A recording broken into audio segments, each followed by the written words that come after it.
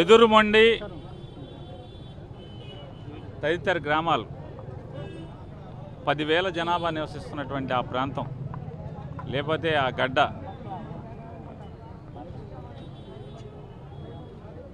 ఎన్నో వందల సంవత్సరాల నుంచి ఆ భూమి పుట్టి, అంటే మనుషులు నివాసం ఏర్పాటు చేసుకుని ఎన్నో కష్టాలు అనుభవిస్తూ ఆ భూమిని నమ్ముకుని ఆ భూమి వదలకుండా బతుకుతున్నారు. భూమిని ఎంత నమ్ముకున్నారో భూమిని నమ్ముకున్నట్టుగానే అధికారంలో ఉన్నటువంటి ప్రతి ఒక్కరిని కూడా వాళ్ళు నమ్ముకుంటున్నారు. ఈ ప్రజాస్వామ్య వ్యవస్థలో ఎన్నికలప్పుడు మాత్రమే రాజకీయ నాయకులకి దశాబ్దాలుగా అక్కడ మనుషులు కనపడుతున్నారు తప్పితే, ఎన్నికల అనంతరం మళ్ళీ 5 ఏళ్ల ఎన్నికలు వచ్చే వరకు కూడా ఆ గ్రామంలో ఉన్నటువంటి మనుషుల యొక్క కష్టాలు, వాళ్ళ ఈతి బాధలు ఎవరికి పట్టని పరిస్థితుల్లో దయనీయమైన స్థితిలో ఆ గ్రామాల్లో బతుకుతున్నారు.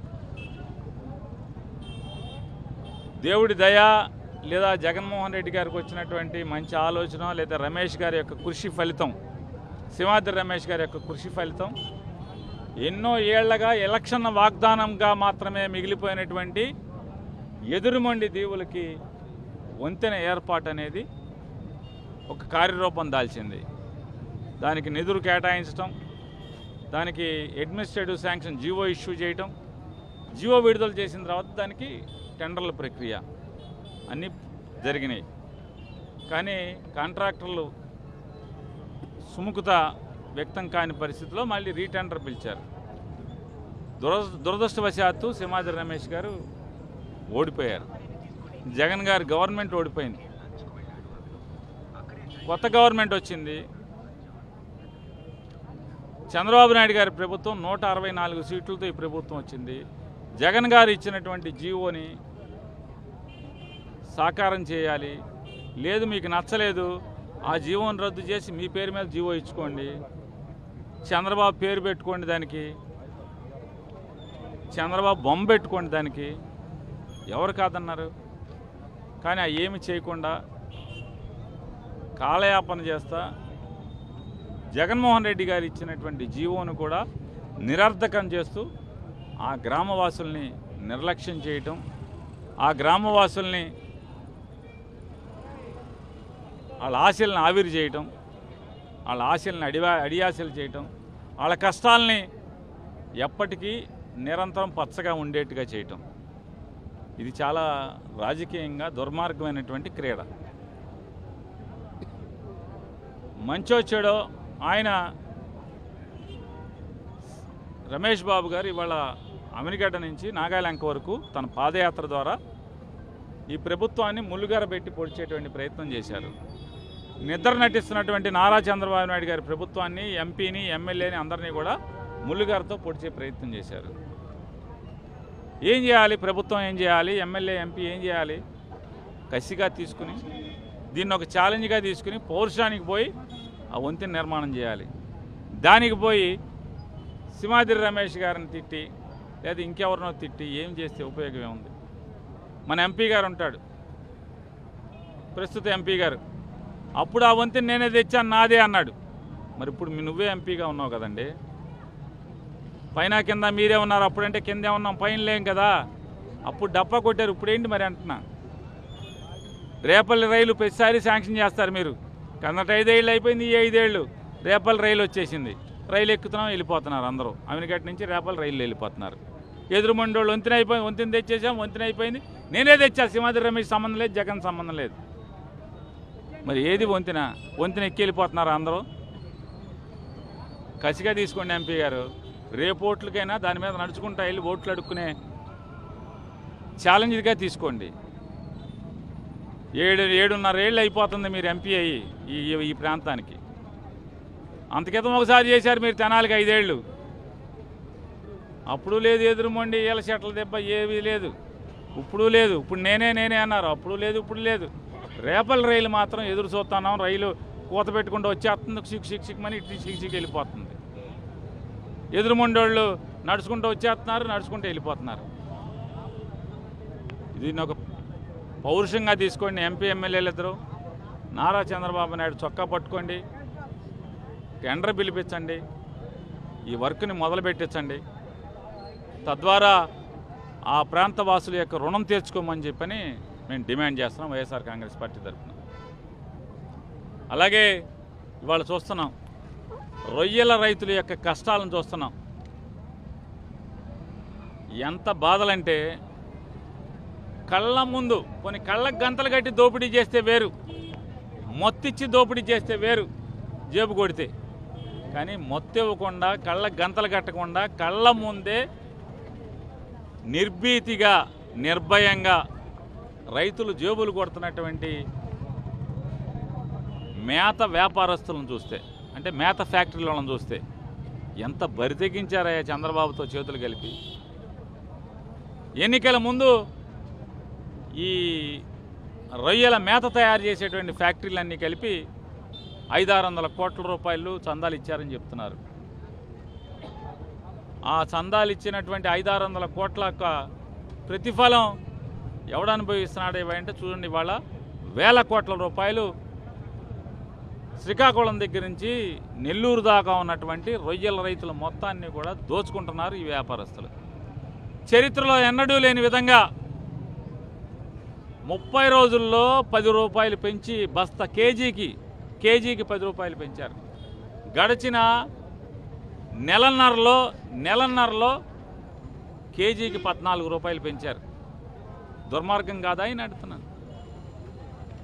2024లో సోయా రేటు లేదా మొక్కజొన్న రేటు బాగా పడిపోయింది. బాగా లాభాలు సంపాదించారు కదా, ఏమన్నా రేటు తగ్గించారా? ఎందుకు రేటు తగ్గించలేదు అంటున్నా. ఇవాళ ముడిసరుకు పెరిగిందని చెప్తున్నారు. ఆ రోజు ముడిసరుకు తగ్గింది కదా, ఎందుకని తగ్గించలేదు? ఇవాళ రొయ్యల మేత తయారు చేసేటువంటి కంపెనీలన్నీ రొయ్య పిల్లాళ్లే చేస్తారు, రొయ్య మేత ఆళ్లే చేస్తారు, రొయ్య కొనుగోలు కూడా ఆళ్లే చేస్తారు. రొయ్య కొనుగోలు చేసింది అమెరికాలో ఆళ్లే కొంటారు, కింద నుంచి పై దాకా. అంటే ఇత్తనం ఇచ్చిన దగ్గర నుంచి, మేత దగ్గర నుంచి, మందుల దగ్గర నుంచి ప్రతిదీ వాళ్లే తయారు చేస్తారు. ఎవరయ్యా అంటే వీళ్ళందరూ కూడా ఊడుపుటానిగా నారా చంద్రబాబు నాయుడికి ప్రతి ఎలక్షన్లకి 100 కోట్లు అప్పులు ఇస్తారు, 100 కోట్లు చందాలు ఇస్తారు. ఎన్నికలైన తర్వాత చంద్రబాబు గెలిస్తే మాత్రం 1000 కోట్లు దోచేసుకుంటారు ప్రజల నుంచి. ఇది దుర్మార్గం కాదా అంటున్నా. 8 రూపాయలు పెంచుతున్నామంటే వ్యవసాయ శాఖ మంత్రి పెంచడానికి లేదు ఆగండి అన్నాడు. ఏం చేశారా అంటే వీళ్ళు కూడబలుకుని చంద్రబాబు దగ్గరికి అందరూ మాట్లాడుకుని ఏం చేశారంటే, మరి మన జనానికి అర్థమైపోతుంది మనం దోచుకుంటున్నామని, ఏమైనా తగ్గిస్తే బాగుంటుందని చెప్తే ఆగాగని చెప్పి రొయ్యల రేట్లు ప్రతి సైజు 30 నుంచి 40 రూపాయలు పడేశారు ముందు. ఈ మేత పెంచేలోపు ఆగమని చెప్పాక 30 నుంచి కేజీకి 40 రూపాయలు పడేశారు. ఎందుకని? రొయ్య కూడా కొనేదాళ్లే, ఎక్స్పోర్ట్ చేసేదాళ్లే, మేతాళ్లే, సీడాళ్లే. పడేసి ఏం చేశారు? చంద్రబాబు చెప్పాడు 4 రూపాయలు అన్నాడు, సరే 2 రూపాయలు తగ్గించామన్నారు. అంటే 12 రూపాయలు పెంచి 2 రూపాయలు తగ్గించారంట. 10 అంటే 10 రూపాయలు పెంచారు కేజీకి. నెల రోజుల్లో 10 రూపాయలు పెంచారు. దోపిడీ కాదా అంటున్నా. అంటే టన్నుకి 1,40,000 రూపాయలు పెంచి 2 రూపాయలు తగ్గించారు. అంటే 2 లక్షలు తగ్గించారు, 20,000 తగ్గించారు. ఇది దోపిడీ దుర్మార్గం కాదా అంటున్నా నారా చంద్రబాబు నాయుడు. ఖచ్చితంగా రైతుల పక్షాన జగన్మోహన్ రెడ్డి గారు రేపు 15వ తారీఖున హెలికాప్టర్ రానివ్వని పర్మిషన్ ఇవ్వనని చెప్తున్నాడు నారా చంద్రబాబు నాయుడు. హెలికాప్టర్ రానివ్వడు, కారు రానివ్వడు. అవసరమైతే రొయ్యల రైతు కోసం రైలెక్కి వెళ్తాడు. ఆపు నీ చేతనైతే బెజవాడలో రైలెక్కి భీమవరం వెళ్తాడు 15వ తారీఖున. ఆపు నీ చేతనైతే చంద్రబాబు నాయుడు గారు అని అడుగుతున్నా. ఆపగలిగాడు ఎవడన్నా ఉన్నాడా? జగన్ ఆపలేవు. అక్కడ మీటింగ్కి వచ్చేటువంటి, కష్టాలు చెప్పుకుంటాకు వచ్చేటువంటి రొయ్యల రైతులను కూడా ఆపలేవు. ఇచ్చాపురం నుంచి తడదాకా రేపు 15వ తారీఖు భీమవరం వచ్చే రొయ్యల రైతులను కూడా నువ్వు ఆపలేవు. ఖచ్చితంగా వీళ్ళందరూ చేరతారు, జగన్కి వాళ్ళ కష్టాలు చెప్తారు. చంద్రబాబు నాయుడు రొయ్యల మేత కంపెనీలు, ఈ రొయ్యల కంపెనీల యొక్క దోపిడీ ప్రతి విషయాన్ని ఏ రకంగా దోచుకుంటున్నారు, ఎలా దోచుకుంటున్నారు. 100 కౌంట్ మాత్రం 240 రూపాయలు ఉంటుంది. ఎప్పటికీ దాన్ని మార్చరు. ఎందుకని 240 రూపాయలు ఉంటుంది? బాగా కనపడుతుంది అంట. ఎందుకని 100 కౌంట్లో ఏ రైతు అమ్మడు. ఎప్పుడు అమ్ముతాడు?